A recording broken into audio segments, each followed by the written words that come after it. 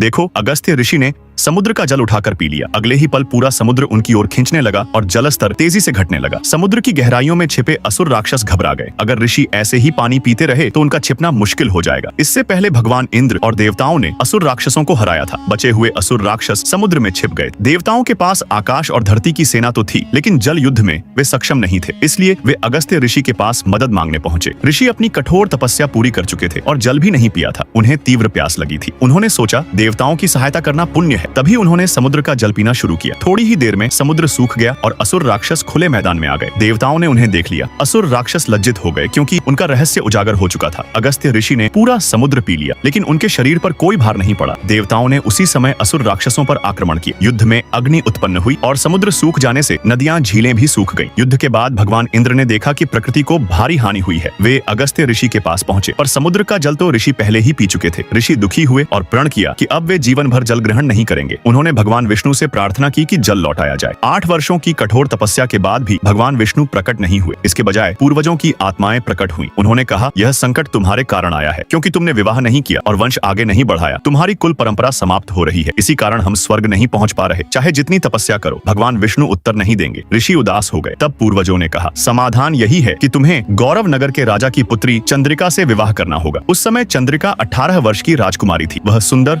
और कोमल थी। राजा उसे इतना प्यार करते थे कि उसके बिना भोजन भी नहीं करते थे।